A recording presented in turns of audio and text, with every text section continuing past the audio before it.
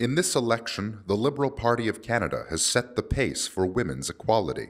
Across the country, 106 Liberal candidates are women, more than a third of the total. In British Columbia, out of 36 confirmed Liberal candidates, 16 are women. That's 5 more than the NDP, 8 more than the Conservatives, and 11 more than the Green Party.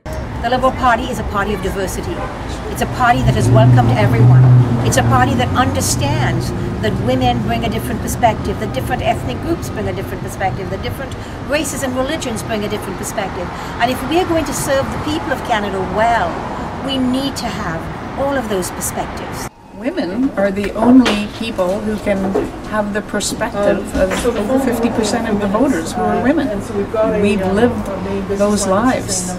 The women in the party have something called the Women's Caucus. We are the only party that has a Women's Caucus.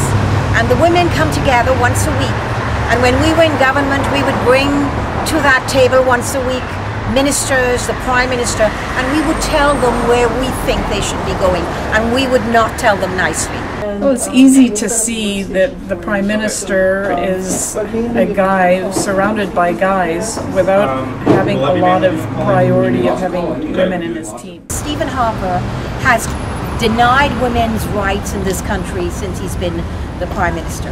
He has gutted the Status of Women initiatives, he's gutted the programs for Status of Women, and he has taken away the mandate of women's equality from the Status of Women Department. He clearly does not see women as a priority. We need women to fight again for equality and to fight for their rights because their equality is being eroded under this government. When the Inter-Parliamentary Union ranked 65 countries for the number of women elected to Parliament, Canada ranked 47th.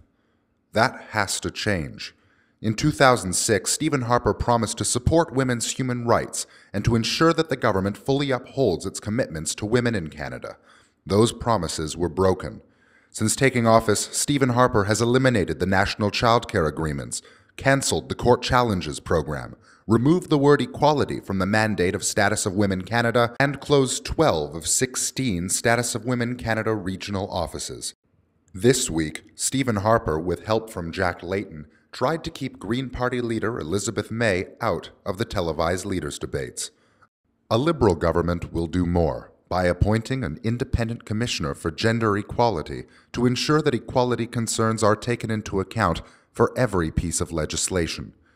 British Columbians deserve a government that keeps its promises and that promotes gender equality. We deserve better than Stephen Harper.